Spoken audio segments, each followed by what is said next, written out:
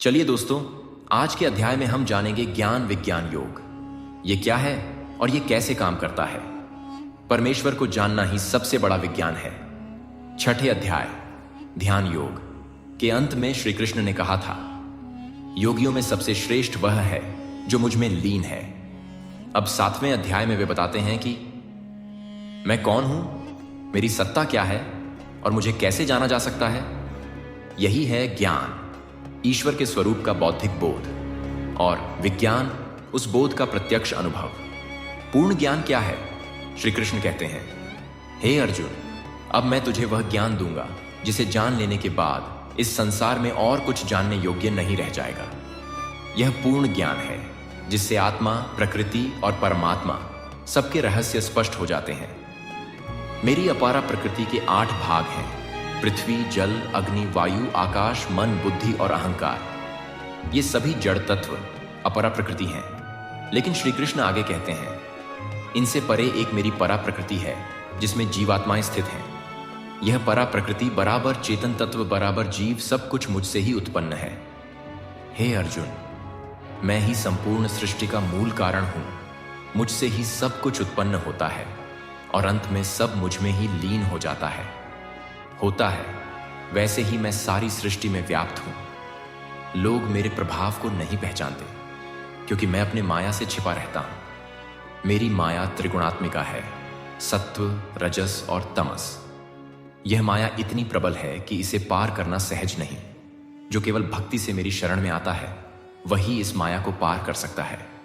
मूढ़ लोग मुझे नहीं पहचानते। वे मुझे केवल एक सामान्य मानव समझते हैं क्योंकि माया उन्हें अहंकार, कामना और मोह में उलझा देती है। 4 प्रकार के लोग मेरी भक्ति करते हैं। पहला आर्त, दुख में मुझे पुकारने वाला। दूसरा अर्थार्थी, धन की कामना करने वाला। तीसरा जिज्ञासु, मुझे जानने की इच्छा रखने वाला। चौथा ज्ञानी, जो मुझे ही सब कुछ मानता है। इनमें सबसे प्रिय मुझे ज्ञानी है क्योंकि वह मुझ में ही स्थित है और मुझे ही सर्वस्व मानता है। अनेक लोग प्रकृति के देवताओं की पूजा करते हैं पर वे मुझे नहीं समझते क्योंकि उन्हें वास्तविक ज्ञान नहीं मिला।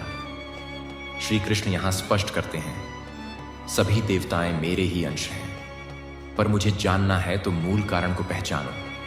मैं ही वह परम तत्व हूं जो अनेक जन्मों के बाद मुझे जान लेता है कि वासुदेव सर्वम, वासुदेव ही सब कुछ है। वह महात्मा अत्यंत दुर्लभ होता है। यह जीवन का अंतिम लक्ष्य है, सभी भेदों को मिटाकर यह अनुभव करना कि मैं और ईश्वर एक ही चेतना है। ज्ञान, ईश्वर की सत्ता का बौद्धिक ज्ञान। विज्ञान, ईश्वर का प्रत्यक्ष अनुभव। अपरा प्रकृति जड़ तत्व, पृथ्वी से अहंकार तक परा प्रकृति। चेतन आत्मा माया त्रिगुणों से बनी, भ्रम पैदा करने वाली शक्ति भक्तों के प्रकार। आर्थ, अर्थार्थी, जिज्ञासु, ज्ञानी, सर्वोत्तम भक्त ज्ञानी जो ईश्वर को ही सर्वस्व माने।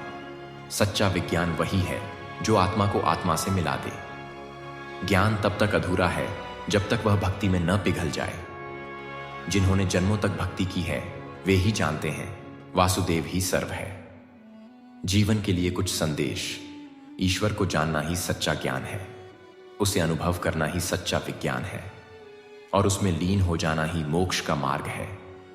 जीवन में मिलने वाली कुछ सिख भगवत गीता का यह अध्याय हमें ज्ञान और भक्ति के बीच की दूरी को मिटाना सिखाता है। ईश्वर को जानने से ज्यादा ईश्वर को जीना और अनुभव करना, यही आत्मज्ञान है। अगला अध्याय देखने के लिए हमारे इस चैनल को सब्सक्राइब जरूर करें और अगला पार्ट देखने के लिए नीचे वीडियो पे क्लिक करें। तब तक के लिए गुड बाय।